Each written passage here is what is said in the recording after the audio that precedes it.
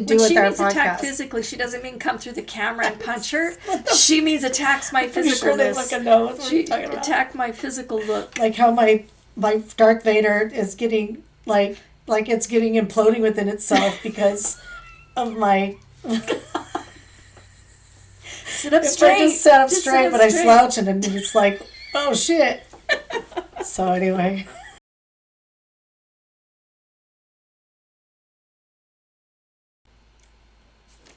Hey!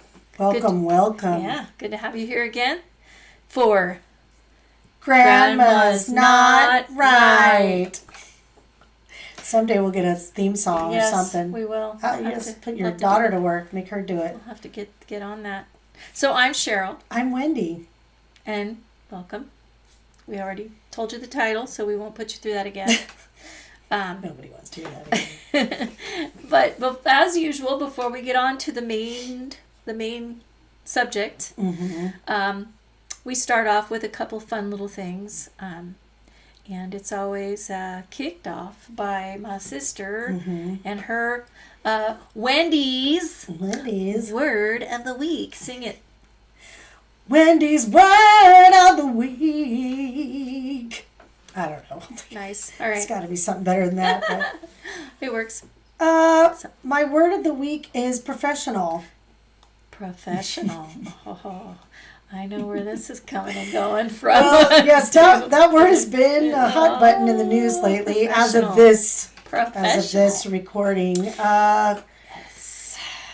So I'm not. We don't need to get into the politics of it, but basically, some people are trying to take away the professional title from certain jobs, and a lot of those jobs are women dominated.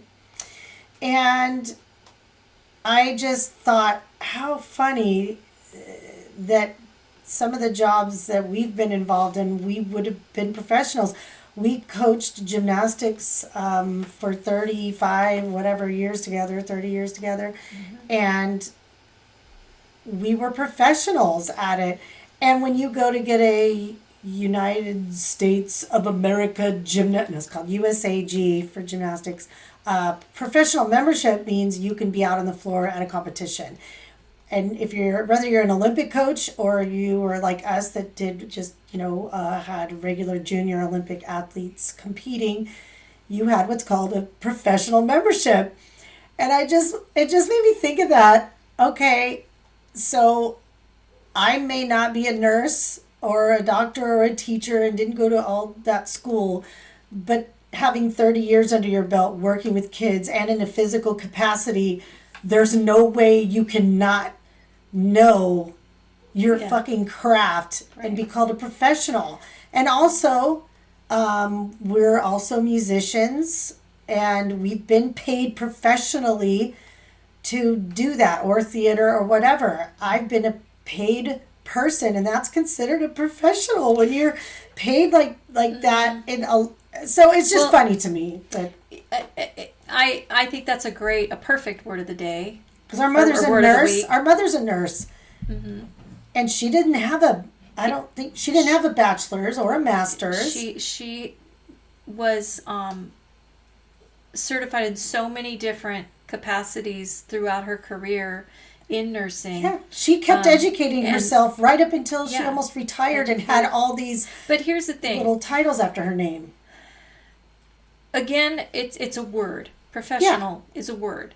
And what's your profession? You can when you use that word, it's kind of like the beauty is in the eye of the beholder. Well, words are in the mouths of the people who decide that, I guess.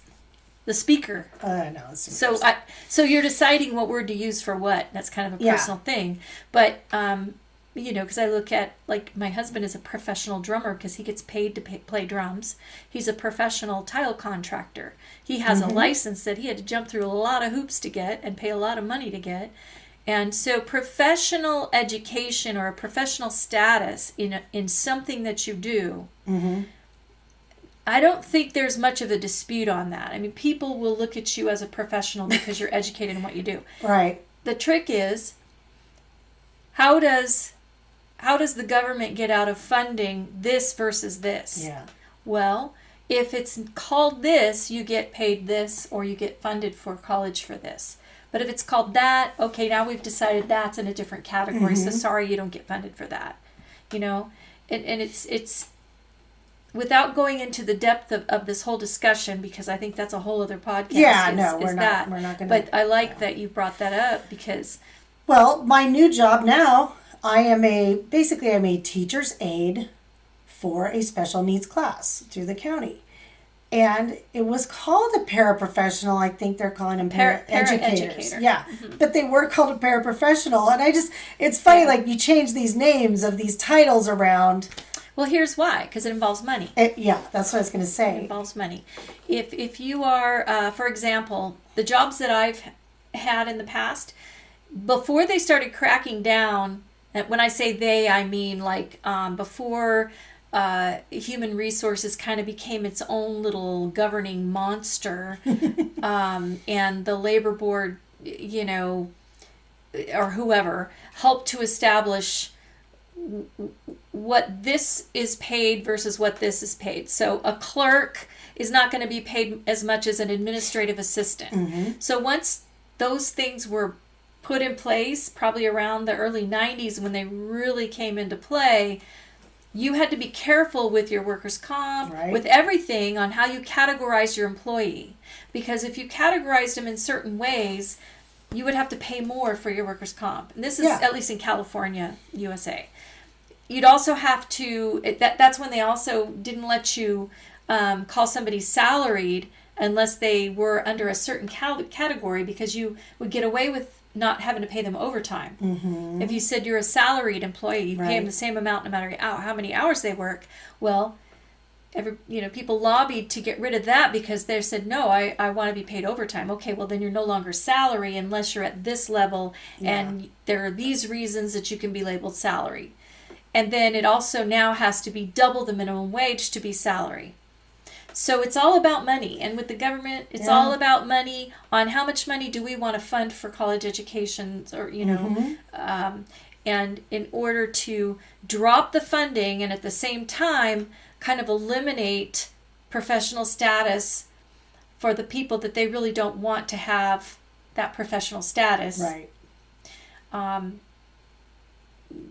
They make these changes. Yeah. And it's all a word. It's a frickin' word. It's a label that they're putting on something. Well, and that, in my job, I know this was a brouhaha months ago, that somebody at a union meeting, a higher up, had said, in a nutshell, I guess, why would us paras want more money? You know, we're always clamoring for more money, more money, more money.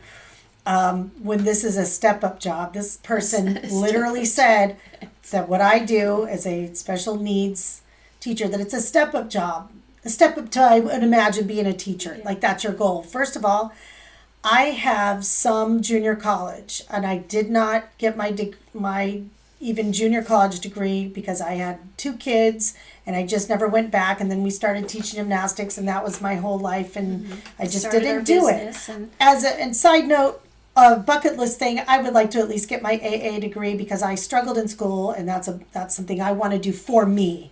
I don't need it to get, another job or anything. But having said that, what do you consider a step-up job? Does that mean a nurse is a step-up job because to a doctor or a paralegal or the stenographer? Yeah. Or that's just a step-up job to be a lawyer? Like, I mean, it gets crazy. Well, the thing is, though, I think most of us do not allow someone else to define the importance of or the purpose of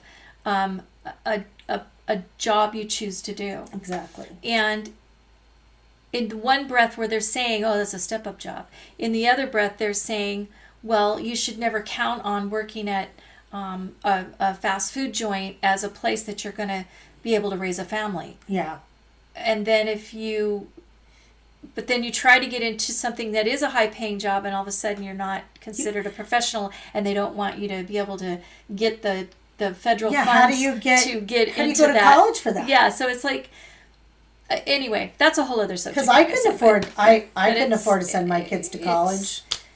They had to get grants and student you know, loans and. reply below and let us know, how do you feel about that label professional, and what defines a professional? Because there are some girls that are and some walking of- down there on East Street in San Bernardino that are called professionals. So Well, yeah, but they don't get funded for college. I know, I'm just kidding. Well, they might. That's how they probably fund their They college. should. They have the right. But there were architects on that list too. So architects, accountants, those were also on the list that has been deemed not considered professional enough for the federal government to help you get a degree in it. So anyway, comment below and let us know what your thoughts are on that. So anything else on that? No, that was pretty much it. Yikes, professional. I'm a professional, I'm never a mind. professional jackass. I can tell you that. A lot of people could say that. That sounds about right. That sounds about right. You can never tell me that I'm something and I'll go, that's not true. I'll say, it most likely people who know me and my past and my present could definitely say I can be a real jackass. It's okay. So I've got 3 words for you. All right. 3 words, I said. 3 words. All right. 70s, van, windows. Otherwise known as the finger guillotine. Oh, the finger. I thought we were going with the brown eye situation. No, the finger guillotines. The finger guillotines. Yes, we had a GMC van. It was tan with a white band around the windows. It was a Chevrolet. I thought it was a GMC. It was a Chevrolet. Whatever. I know my beg to cars. differ. I know my cars. Well, she's going to put a picture right here. I will. And she'll end Show that you dispute. exactly. I will. Anyway. But yeah, it had like the flat front, and the engine was inside like a little cover-up thing. You could sit on it, which we did. That was a seat. If you had a van full of people, sit on the motor cover. It's all right. Cross-legged right there. No fucking seat. I'll hold you up. If we So the stop. windows had those buckles. It was kind of like, just like if you have like an old-fashioned suitcase where you buckle it in. It was like this, and it collapsed Yeah. like that, right? And man, when they said, "Hey, shut those windows," nobody wanted to fucking do it because you're like 60 miles an hour on the freeway, and you're like, "It's gonna get my finger." Oh, Because you're supposed to just do this, but it would slam so hard when you're driving, right? Yeah. So what we would do is get like a straw. I remember using a straw. You put the straw through, and you pull the straw, about that. to close the window. So yeah, the finger guillotine. How many times? Yeah. Or well, heck, beyond that, the sliding side doors. You'd have to pull them so hard to close them, and notoriously, the kids would have their fingers in that track. It was all metal. I mean, that van was all metal. There wasn't any fiberglass. That's because they bought the stripped anything. down model with nothing added. Well, yeah, but I mean, those cars in those days didn't have the fiberglass. Right. It was all. But it was Dad all metal. added all of that stuff himself, basically. Yeah. Anyway, yep, the finger guillotine. Finger guillotine. All right, so moving on Yes. to our subject for today. Mm-hmm. This is going to be a fun one. We're going to share examples of high strangeness in our lives, and that includes anything from,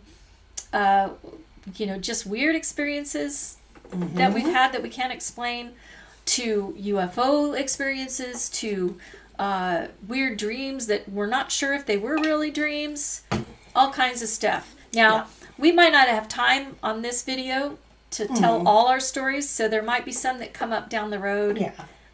Because sequel, they if you will. wouldn't fit here. So Right. I'm sure we'll repeat some of these subjects because we'll be like, oh, we should have said such and such. Oh, what about I'm this? already doing She's that already with the doing first that. couple. So we may have to, yeah. Anyway, well, I know for me, in just the category of high strangeness, there are so many stories. There's so many things that I could talk about. It would take hours and fill up a whole day. But I'm trying to think back on the earliest recollection of strangeness is, I want to say it's I predictive thought, like things that that I wasn't sure if I predicted them or manifested them. But now in this day, I feel like they're more like premonition. It's a premonition, not prediction. I meant premonition. Mm-hmm. So, for example, as a kid, I would sometimes think about something or have a dream about something, and then the next day it would play out for real. Right. And that would happen many times. Or I would be singing a song, I'd switch my little radio on, and that exact song would be playing. Okay, so that's high strangeness. Coincidence? Probably. But when it starts happening often, oh yeah, and you actually have a dream, and that dream is played out almost to a T, with what you experienced, I think it's a little more than coincidence. I think one of the biggest ones that you've told me that stick in my mind is about our paternal grandmother. Oh, yeah. That was an interesting one. Mm-hmm. I had a dream that I was at our grandmother's house, and she was, I think my cousin might have been there too, but she was busy doing stuff. And I'm like, what are you doing, Grandma? She was busy, like, moving things, cleaning things, and she was showing me all this jewelry and that she had and was giving things away, and it was just really strange. And I said, Grandma, why are you doing all this? She says, well, because I'm going to be leaving. And I said, well, you said you'd never leave this house. She says, well, it's time. And I can't remember exactly the conversation. Wendy probably remembers better than I did. But in my mind, I'm packing to go away, kind of similar thing like that. And you said also, I remember that at the time you had this dream, she already was kind of senile, but when in your dream she was what you remembered her. In my dream, she was just totally like I would lucid. have remembered her physically too. She was different because in her final days, she had one eye that was completely white, and just was hardly any hair left, and but in the dream she looked like herself, like 10, 20 years before that, right, when she was really healthy. Anyway, so a few days later, I think she had fallen and hit her head and got put in a nursing home, but didn't last one day there. She died. Nursing home or hospital or something. The minute they moved her out of the house into wherever it was that they put her, she died. She didn't last a day. And so it was really odd to me that I had that dream and then all that happened. And I had that happen with our maternal grandma, my grandma, my mom's mom too, where I had a dream about her and my aunts, and everybody was busy doing stuff, and she wasn't even sick at all. She wasn't. She was very feeble, and she had heart surgery, and she had. But she made us lunch 2 weeks before she died, and she was 89 years old, and made us sandwiches. So there was no indication that anything was wrong. Yeah. The only indication that there might have been was that she was tired, because I had called her 2 days before she died. I was headed out of town, and I called her on her way out. I think it was Mike and I went I don't know, because it happened on July 4th, and I met you that day, July 4th, after it happened. No, I know. But what I'm saying is that the dates. Oh, the few days before it happened, you guys I had called and talked with her, and I said, Grandma, on your birthday in August, we should have a family gathering at the park. She says, oh, I don't know, honey. I don't think that would be a good idea. I'm just not up for that now. And that was weird to me, because she would have been over the moon for that idea in the past. Yeah. So I knew it was she says, I'm just real tired, sweetheart, But then, so I'm just saying, could that have triggered the dream? Maybe. Mm-hmm. So a few days later, I had this dream about her, and I don't remember much about the dream other than we were with her, all the family was there, and we were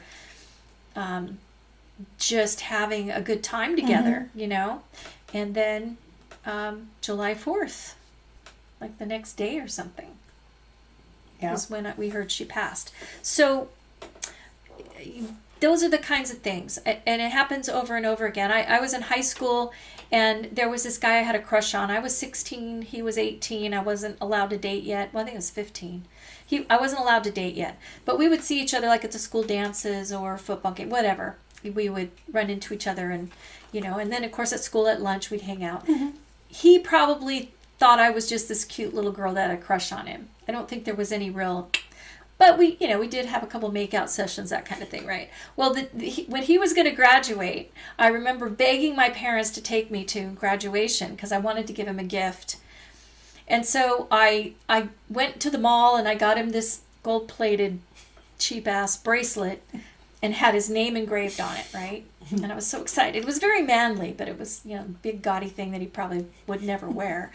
But in my mind, he was going to love it. So I got him that in a card, and they took me to the graduation. And I remember on the way down to where the graduation was, I'm just running in my mind, because this is what I do. I run scenarios in my mind of how it's going to go, what's going to happen, what are they going to say? And I have this whole thing played out exactly how I envision I want it to be, right? So in my mind, I'm thinking, oh, he's going to introduce me to his parents. And I imagine that they were these two petite people, almost my height, but just a little bit shorter than me.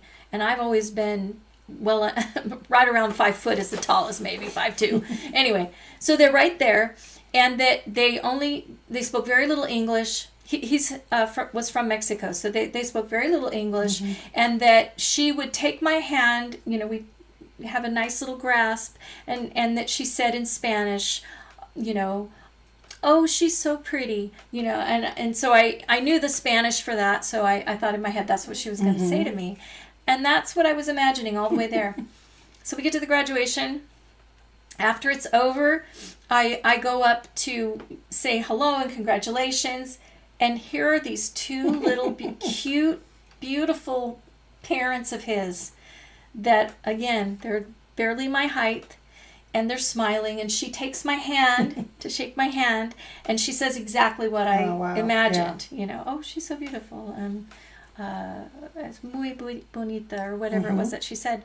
And, it was just one of those moments where like, okay, did I manifest this? Because you got to manipulate other people. Right. I think it's a premonition. Yeah. So I've had this happen over and over and over in my life. I can attest to that because she's told me her dreams before stuff have happened, and I'm like, dude, this is crazy.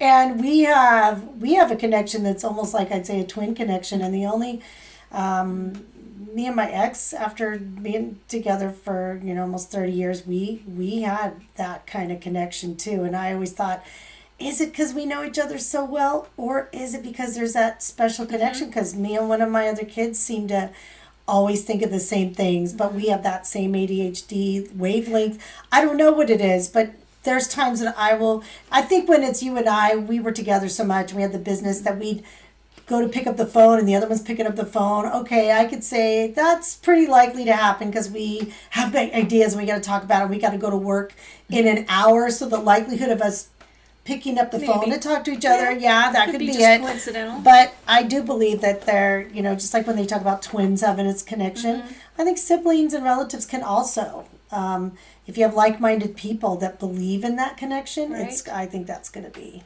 Yeah, I've had a lot of really horrible ones, but and there's one that I can tell you because it's because we're going to have a whole other podcast on manifestation, but this one was definitely a premonition or whatever.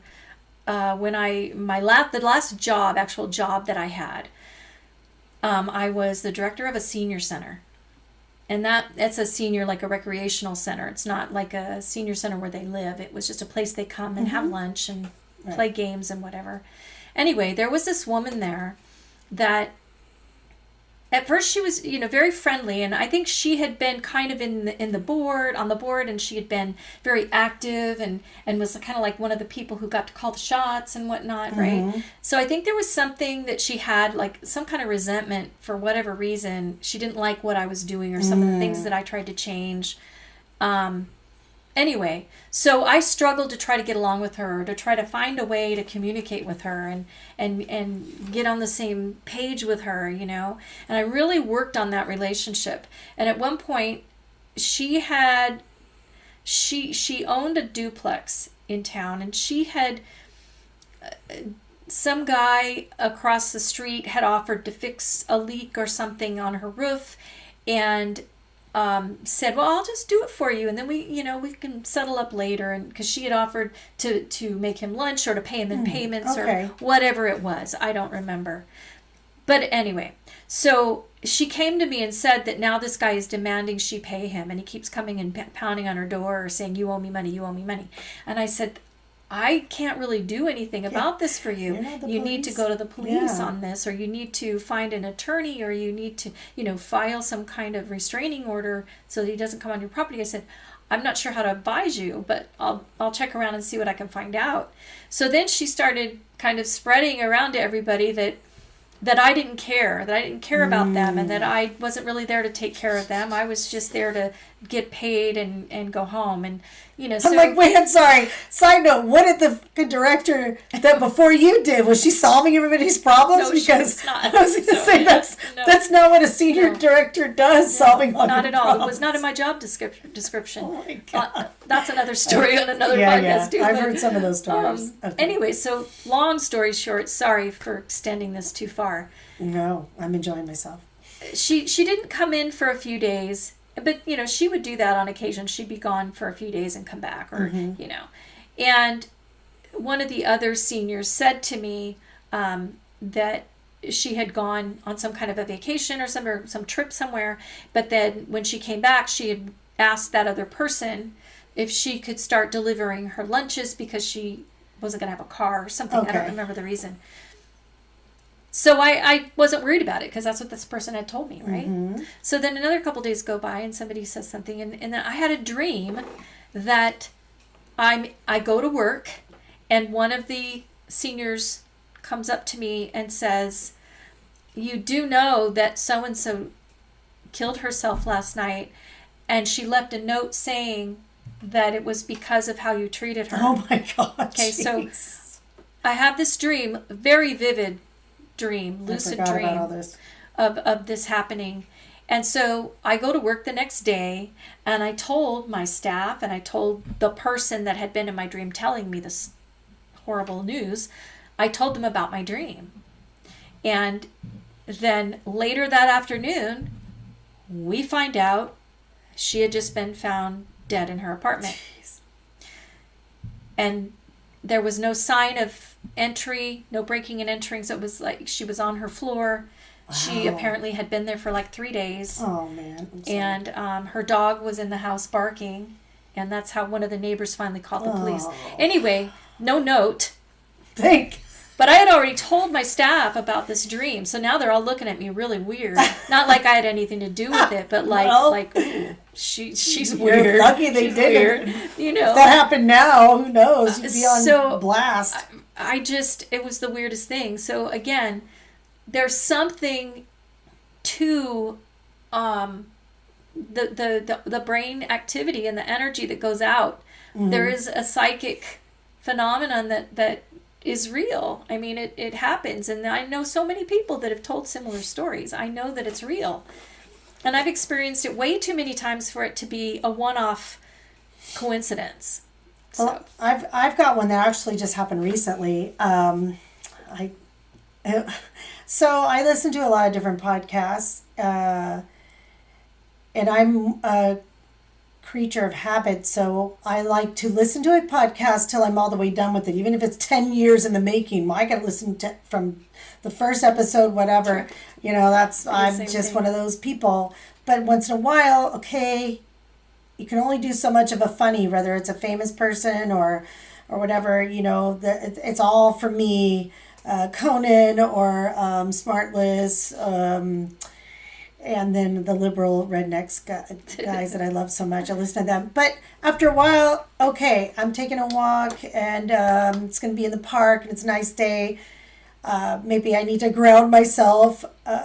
So I have a law of attraction, Jeanette Ma. I love listening to her. And then there's, as much as I claim that I'm not religious, for whatever reason, Galen McDowell, who's a preacher, I like listening to him because he's a little more unity adjacent, you know. Right. Anyway, so I'm like, I'm going to listen to the LOA Recon, which is Jeanette Ma. I'm going to listen to her podcast today on my walk. And I don't just go to the latest one, of course. The last one I had listened to was probably in August. Okay, let me go back to where I was and get that from August podcast. Right. Start walking. So she's talking and I'm listening, and it's really, her episodes are always good and very, very self-help and all that. And I'm getting into it. So on my walk, I see cutting across, it's an outline. It's in the day, but it's like a shadowy kind of outline. What I thought is something with a puffy tail. And I'm like, that didn't look like a cat. It looked like a fox. And in this neighborhood, I've only once in the 30 years I've lived in this neighborhood seen a fox cross the road in the middle of the day, one time in 30 years. And I thought, dang. So when I get closer, I notice there's a drainage ditch that goes to the other side of the street. It was all I could do not to stop and look at this fox. But then, no lie, I have to consult my notes. I actually made notes about this. I don't know if she was literally talking about a fox on her property before or after I saw this shadow. So I can't say, well, she had the thought of the fox and I saw a cat. It could have been a fox, or it was before. I'm pretty sure I saw the fox before. And then she starts talking about a fox. I go, what the fuck? And so I go, okay, that's amusing. And then I keep walking. And then I get to the park and I'm circling the park. And she then starts talking about a skunk on the property. And I kid you not, I instantly smelled a skunk. And I'm looking on the street. I'm looking up because the park circles around. There's a big mound, mountain, hill, whatever, where they have a big giant flag on the top. And so I'm looking everywhere in the grass. Where's this skunk? Because I only smelled it when I walked under a tree.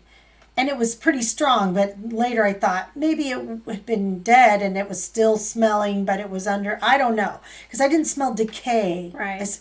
But it was a waft. It wasn't like a smell that, when you smell a skunk, you smell it. Like if you're in your car, you still smell it for a long time. For miles, yeah. And I'm like, that's twice in this podcast. And it was all because I thought, man, I need to ground myself and get away from the funny podcasts and listening to a grounding podcast. And then she's talking about this stuff. So that's one. Very strange. And that was one story. As real quick on the second story, I admit I'm not religious per se, and I don't like fully study the Wiccan this and that, but I do like the idea of magic and everything. But really, it's all comes to the same thing, whether it's Wiccan or religion or whatever. You're doing rituals, whether it's a prayer or something. Right. That's just my belief. So I was having a real hard time. This is a couple of years ago, and I was like, just at my wit's end with something. And so I don't know any rituals or spells or anything, but I just lit a candle. And then I was like, my grandmother, my mother's mother was like, we've talked about her before, was just somebody who, my mom does understand me, but sometimes your parents, it's hard because there's that barrier, Yeah. So I literally was doing this candle and then said, Evelyn, help me, or whatever I said. And then I blew out the candle and then that was it. Didn't think about it. And then literally I was listening to another podcast that I had chosen at random on the same walk to that park. And a song, I think it was a song they played at her funeral, randomly came on, or some song. I have that again somewhere written down, that it was her song that she liked. And that was, to me, I took it as she was listening. Now listen to this podcast and get whatever you need from it. And so anyway, so those are my two stories that I can most think about. In the high strangeness or premonition and psychic phenomenon category. Yeah, right? I mean, I feel like it is. A lot of people, we have family members and friends who would totally, at a party, we've had these discussions and they will talk you down and tell you, oh, it's coincidence and it's this. They that's don't fine. believe in it, and that's okay. Yeah. But, I mean, we've seen, well, let me think first if there's anything in those. There are so many. It's like I'm trying to pick which one I want to share. Because we're talking about coincidence, so but we also talk about strangeness and paranormal. I think our house growing up was haunted. I will swear by it, but I never really, it was just feelings and nightmares and hearing things. I didn't really see things much, but the day my mom goes and that house is empty, I demand from my siblings that there will be a ghost hunter come. That's fine. Because I need to know.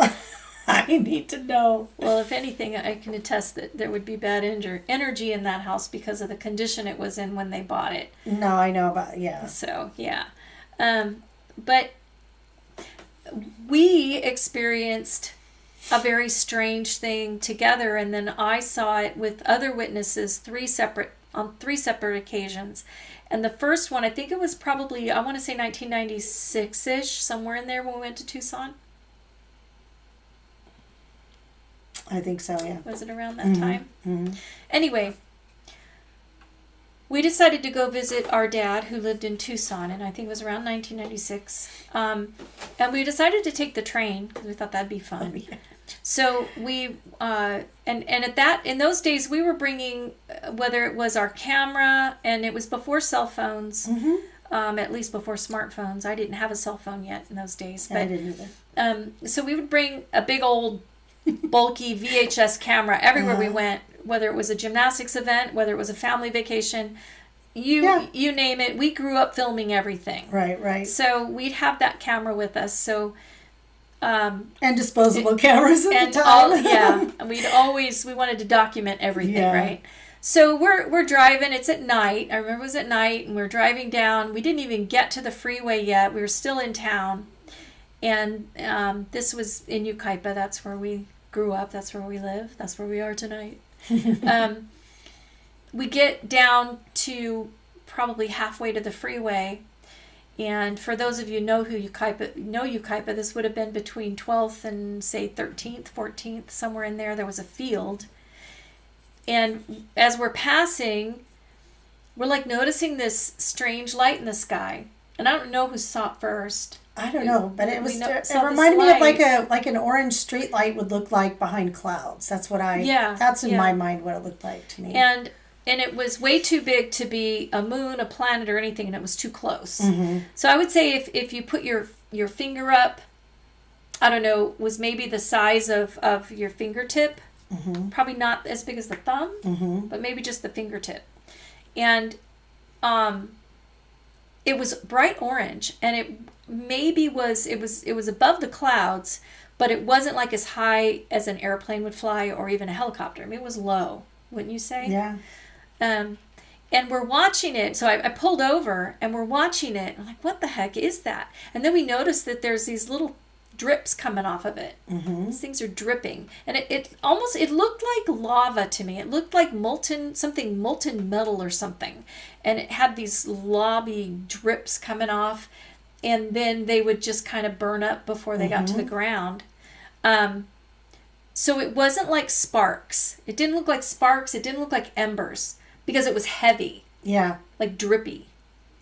And the speed, I remember it would be slow, and then it would go faster, and it would go slow, and then it would go faster, so. And there was no wind. It was cloudy, and it was kind of still and misty, Anyway, so we're watching this thing. I finally got the camera out, and we're filming it. And it was bright enough to show up on camera. So you can't even really film the stars. Sometimes you can barely film the moon on these old cameras. The old cameras. On this old VHS. But that shone very brightly. And so we went to Tucson, and that was that, and we just thought it was weird and had no idea what it was. Right. And I tried to research, and at that time, orange plasma balls were the only thing I could find any information on, and it wasn't ball lightning. We don't get ball lightning in this area, and even if we did, that's not what ball lightning looks like. Well, some people thought it was those lanterns. They're like, it's one of those lanterns, but. We didn't have those. That wasn't even in. I've never even heard of those before. No. And nobody had them in our area. Now, someone had suggested. They said that some of their friends used to put a candle. They put a candle under a garbage bag, and the heat from the candle would lift it up into the air. First of all, I don't think it would get that high, and it'd have to be balanced. And it would plus those it would have to be balanced. Well, those lanterns that they make now with the base, and it's very balanced. Yeah, and it's not going to drip heavy molten looking stuff. Yeah. The only way that would happen is if it caught the bag on fire, but you would be able to tell that was a fire. It would fall down. This was a contained glob of what looked like lava. I swear we saw it again. Because I remember we were at that laundry. There used to be that laundry in that 4th Street Plaza. I was just going to say, we saw it a second time together. Where Walgreens is now. Well, you were home. I was calling you from the laundromat. Oh. Maybe I got those two memories mixed up then. No, yeah. because I remember I had dropped Lauren off somewhere. I dropped my daughter off somewhere in Yucaipa. Mm-hmm. But then I saw the thing and I noticed it was over your house. Mm. And I stopped at that payphone on my way home. Oh my God. We didn't have cell phones. Payphone. Stopped at the payphone and I called her and I said, go outside. And as soon as I said that, she says, I know. It's so weird. And she starts telling me what it looks like. Wow, I don't even remember that. She and her husband had seen it and they were outside and he was trying to, I think he was trying to film it or something. We lived on Avenue E at that You time. lived at that old house on Avenue E? Yeah, I think so. And so they were describing to me what they were seeing, and she said it was like a leaf. You had explained it was like a leaf doing this, and it looked fluid, and it would move forward, and then suddenly it started to just drift toward the west, toward my house, basically. That's so weird. And I could see it, but I could just barely see it over the trees from my perspective. Right. So you were telling me what you could see. True. And then it disappeared behind the trees, and then it eventually, I think, disappeared behind some clouds. But so twice we've seen it, and then I saw it again with my daughter when I again was taking her to some kind of theater thing, and she looked up and she says, "Mom, is that Mars?" And I looked where she was pointing, and there was this bright red spot in the sky, and I said, I don't think it's the season for Mars to be in that part of the sky. And I said, and it doesn't look bright red like that. You would not see that. That's more like a star. And I said, I have no idea what that is. I said, it could be the tail light of some, aircraft. I don't know what that is. Or not tail light, but, they have the red light and they have the green light, But it started to get bigger, or it was coming closer, not sure which. And then it started to, as it got bigger, it started to become bright orange. So then again, it was the same thing Wendy and I had seen before. This bright orange ball of something. And we just watched it for the longest time. And she says, what is that? I said, I don't know. I have no idea what it is.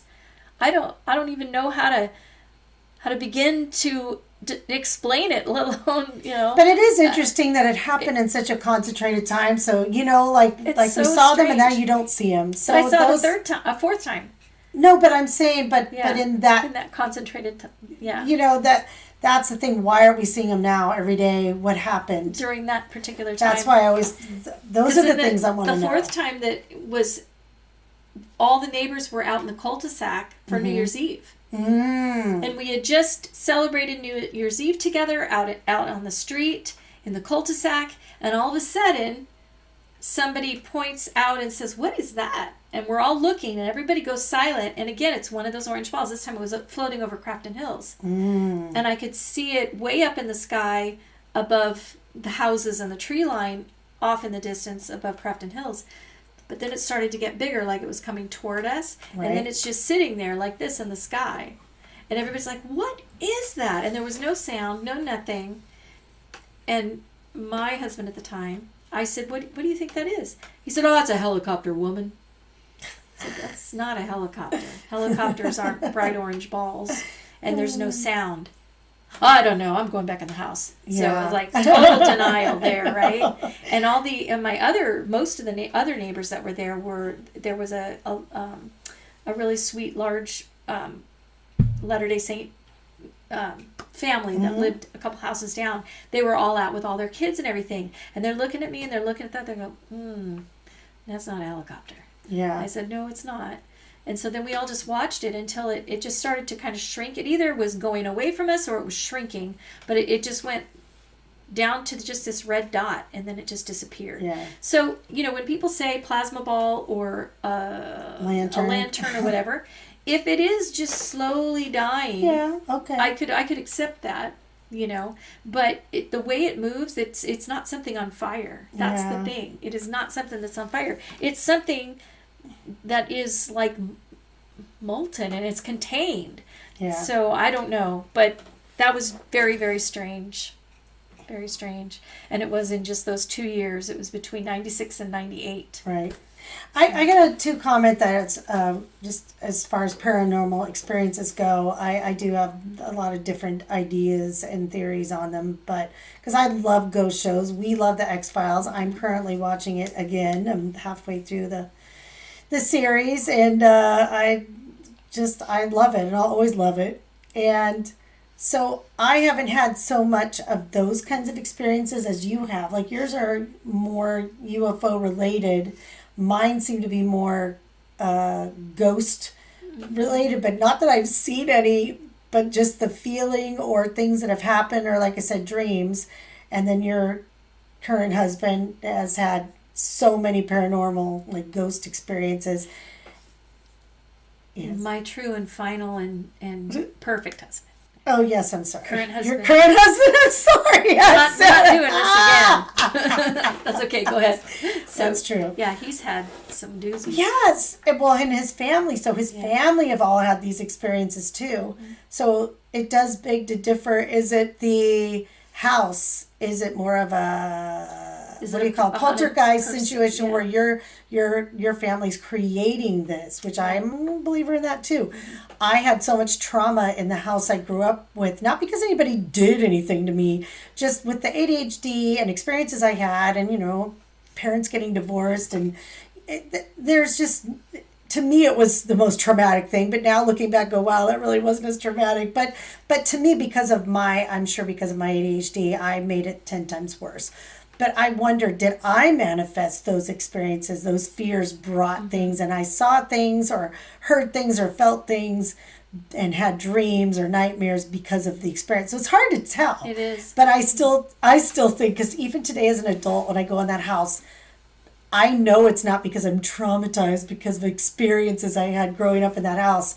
I can separate those two. I can recognize, okay, I have memories of things that were not pleasant. But that, to me, I can separate them. If I had to go take care of my mom's house right now while she was gone, I would not want to be there alone because it just has a bad vibe to me. That's all. Yeah. It has nothing to do with her or my dad or anybody else. That's my opinion, I think. But I don't know. It's so hard to know. It is. But, high strangeness, I like that description because it doesn't really fit into any specific category. It's just something that happens to you that you can't explain. Mm-hmm. And there's a great recent one that my husband and my daughter Miranda and I experienced. We were on our way back from Orange County. I think we were driving through the 60 in Moreno Valley. Mm-hmm. And we stopped to get something to eat. And when we got there, it was a day where there weren't very many people out. So there weren't many cars. There was hardly anyone in the restaurant. And in the parking lot, there were only maybe, I want to say, 4 other cars in the parking lot. And there was nothing around this parking lot. So it was like, just streets. Mm-hmm. There might have been some houses way off in the distance, but it wasn't like a big mall sex area, right? So when we come out of the restaurant, we're walking to the truck, to the truck, and there's no one in the parking lot. And all of a sudden, we hear this woman say, "Excuse me." And we turn and look, and there's this petite woman with like a shawl around her head and like half gloves on with her fingertips out, mm-hmm. and a long black dress with like little boots on, mm-hmm. and just very oddly dressed person. Very weathered skin, mm-hmm. dark skin, and she had very like blue eyes with one that was a little bit foggy, mm-hmm. and she just asked if we could help her, mm-hmm. and she told us a story about something with her family, and that she just needed a few dollars they could get gas and go. And I at first said, "Oh, I don't have anything," which was true. I didn't have any cash, mm-hmm. but I knew that Mike probably did, and I didn't offer anything. I just said, "Oh, I don't think we can help you today. I'm sorry, ma'am." And I went to get in the truck. Well, Mike said, "What did she need?" And he comes back around, and he goes over to her to ask what she needs, and he just opens his wallet and hands her 20. Now, mind you, this is during a time when we had, whole other story for another time, but we were in dire straits. We had lost everything, and mm-hmm. we Yeah, so when you say you started this off with saying recent, you mean like Well, when I say recent, I mean not when you were a kid. No, it wasn't like I know in the 90s. Yeah, This was like in the probably in the I want to aughts. say like the aughts. yeah 2000 probably like 2008 2007 2008. Yeah, I guess it wasn't really recent. Anyway, time means nothing to us old people. So he gives her money, and to me I'm like, oh.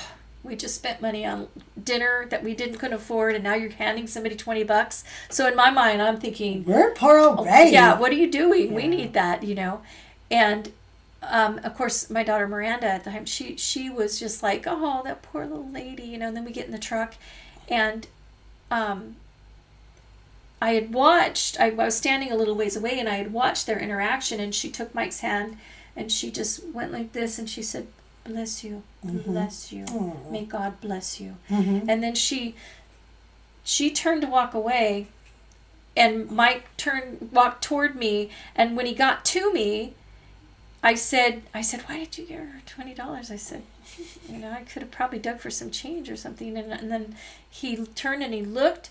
She was gone. There was no car. There was no other people. I don't know where she went. We looked all over the place. Oh, like you.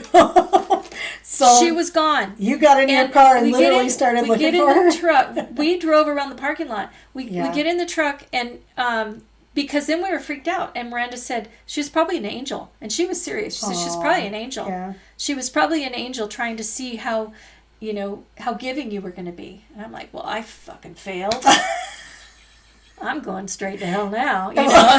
Those of you who listen to our other episodes will that's know not why usually, that. Yeah. But I was like, Yeah. And I wasn't being heartless, because usually I would help people out, but it was because I was so living in such a lack mentality at the time that I couldn't give anything. I couldn't give anything to anybody, because like I said, this is whole other story for another time. And by the way, we're not saying there are people who cannot give, and we understand that. We're not saying that. I'm not saying I should have to, and I'm not saying that maybe she wasn't with somebody that set us up, as a sob story, and then she secretly got into somebody's Mercedes and took off. I don't know. But anyway.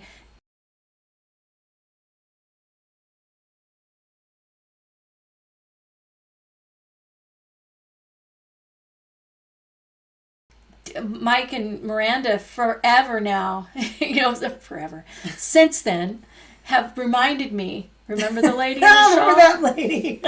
You never know who the angel might be, Mom, Oh, boy. So those are the things when we say high strangeness, where, there really is, that's happened to me so many times, where somebody comes up and gives me a message or helps me with something. Thank you, yes. And then just they something. disappear. Even if it's just joking, like I remember being in the Vaughn's parking lot, and same thing, I don't know, I don't even know what the conversation was. It could have been like, oh, this windstorm's pretty crazy. I don't know. It could have been something. But same thing, like someone says something out of nowhere. Right. It's not like you're putting your carts together at the same time. Like I'm getting in my car and someone's maybe 2 cars down, and just you meet eyes and they say something. Yeah. And then they get in their car and you're like, that kind of stuff does weird me out, because it's one thing you're in an elevator with someone, or you open the door for someone and there's any kind of inner, down the grocery aisle and you see somebody, oh, excuse me, oh yeah, and then maybe something said, but it was, those moments are weird to me. Where they just are like out of the blue, and like they went out of their way somehow to say this to you, and it wasn't anything important at the time, and then you're scratching your head the rest of the night going, was I supposed to learn a lesson from this encounter? I remember one time I was here's another subject that we'll be covering down the road. When I was heavily into trying desperately to find out any connection to like First Nation people, different tribes that my dad's family swear that they're descendants from this person or that person. And I was at the library at Valley College in San Bernardino, and I was trying to do research in the library on, because this was before the internet, on all of the, dang it, what do they call it? The, Sorry, drink water. what is it called? Yeah, I don't know. My old brain is having a fart right now. Senses. Thank you. Thank you, other side of my brain. Senses. Going through books of census on tribal enrollment and so on. But before I had found the books, I was at the desk asking them, where is the best place for me to start on this research? And the lady at the desk was like, oh, I'm not sure. She said, you might try this or that. All of a sudden, this soft voice is right next to me. And he says, I know exactly where you need to look. And that was kind of his voice. I know exactly where you need to look. Wow. I'm like, okay. And I turn and look. And here's this older man with long hair, like gray hair, tied in a ponytail, obvious, like aged Native American, you could tell. And he was wearing like one of those little turquoise things. Bolo tie? Bolo tie, thank you. And very distinguished looking, but aged, definite Native American. And I said, oh, well, thank you. And he said, yes, you go to aisle such and such. And he said, and you look for this book, blah, blah, blah. I said, okay, that's great. Thank you so much. And I had my daughter with me, Kristen. She was a toddler, so I had her hand. I turned to get her hand, and I said, let's go over here, sweetie. And I turn around, and he was gone, which, he walked away. But when I went down the direction he would have had to go, because the way all the book racks were, you would have to go that way to get out. So I went that direction, and he was nowhere to be found. And I wanted to thank him again after I found it, and he was gone. So could he have just left and I just didn't know? Of course, just happened to be there, but still. But it was just the interaction and the way he looked into my eyes, like intensely, like almost uncomfortably, and then he just left. Yeah, it was interesting.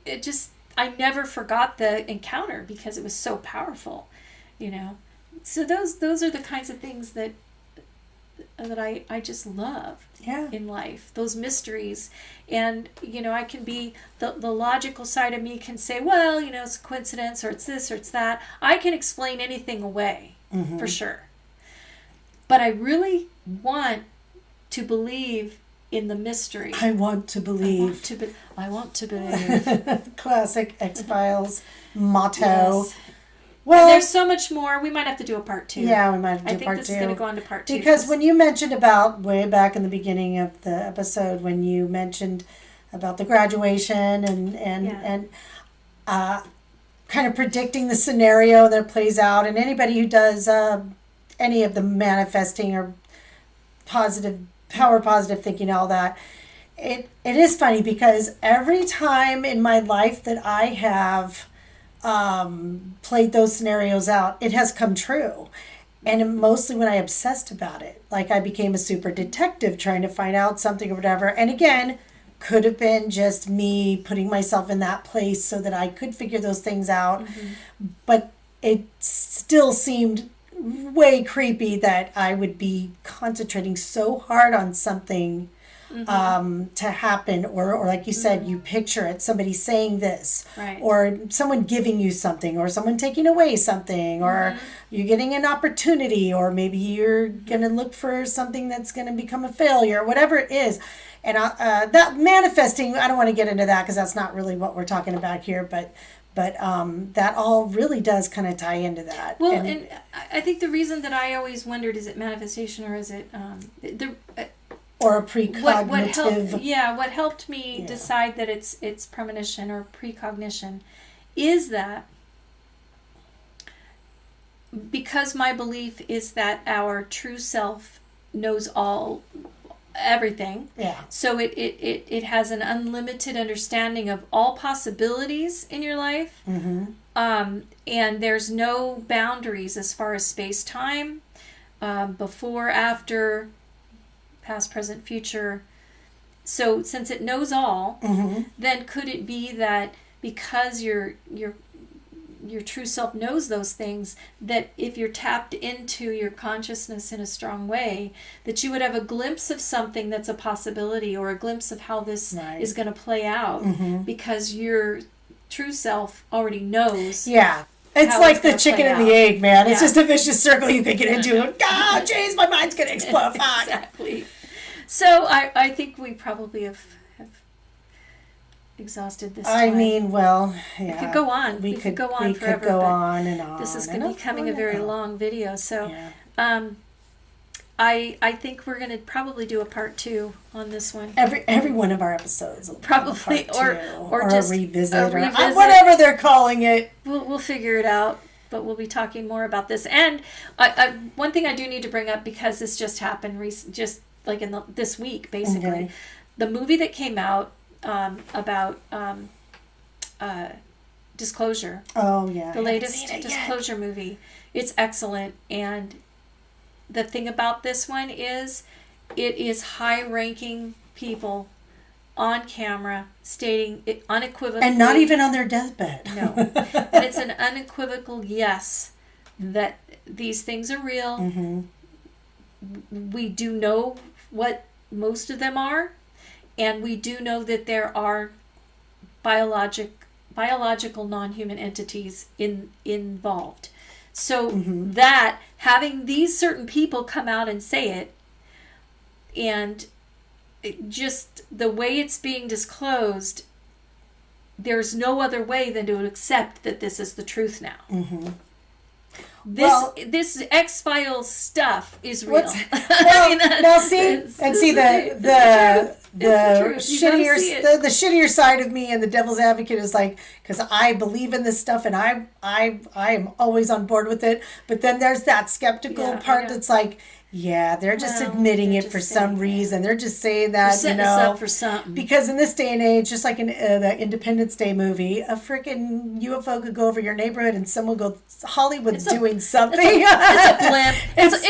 It's a hologram. You can see it right there. Aliens are like, wow, that's really good makeup. Well, and here's the thing. I know we have relatives, and Mike and I have had friends that have worked on some projects where they are, have told us over the years, some of these things are ours. Okay, I do respect that, and I believe that. Definitely. And they talk about that in this documentary. But the difference in this documentary from all of the others is that these are not people who are hearsay where someone told them the story. Mm-hmm. These are the people who actually witnessed it, and who there's multiple witnesses. Yeah. Or so there is no disputing this one. Yeah. There is no disputing it I'm because excited. of the people that to watch it. have actually spoke on this video. All right. And now, really quick, Yes. we're going to start taking the time at the end to talk about any comments or things that were made. Yes. Yes. And we may have to do a separate edit, like take a break and talk about it first. Because I've heard a lot of different podcasts, and they do that. They have mail, they read their Gmails and then address things and questions and answer. I just want to say, because this is, we don't need to say who it was, but on Gmail, we do have do we have a Gmail yet? We do have a Gmail. Okay, so you could send your inquiries to grandmasnotright@gmail.com. Yeah, for comments, questions, suggestions. Now, we might not always agree with them and say, hey, this is us, fuck off. No, I'm kidding, but don't listen to us then. But no, I mean, everything's a learning experience, even if it's... And if you comment below on the video, that's fine too. But we might of also course. do a podcast, an audio podcast. Yeah, we're working on putting an audio podcast. That'll help with the Gmail. Yeah, so...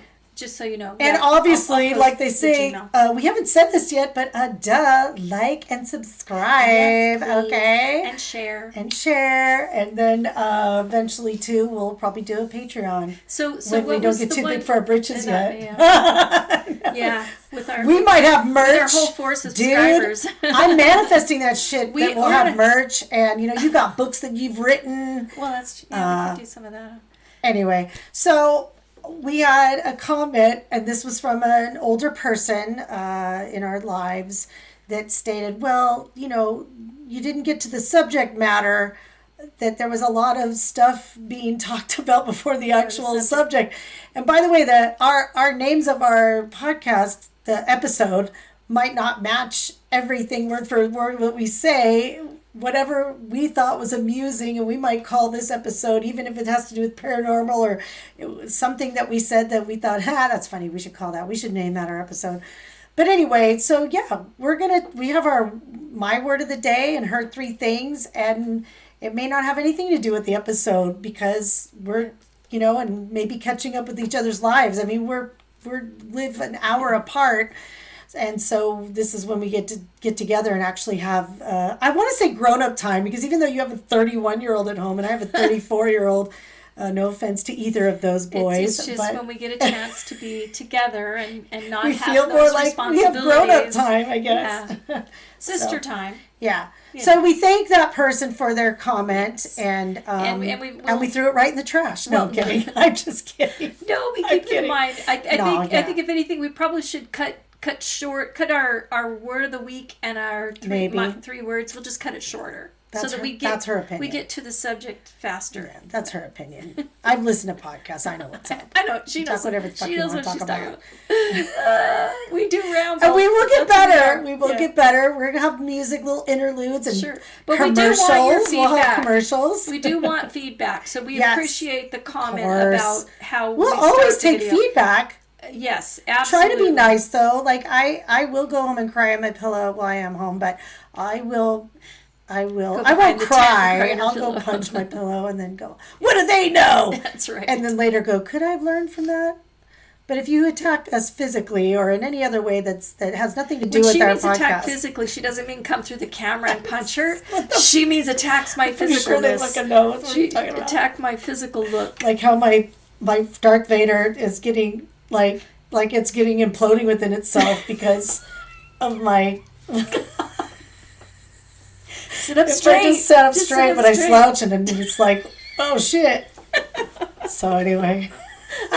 And on that note. All right. Well, thank you very much for joining us again, and we'll see you on the next one. Bye. Bye-bye.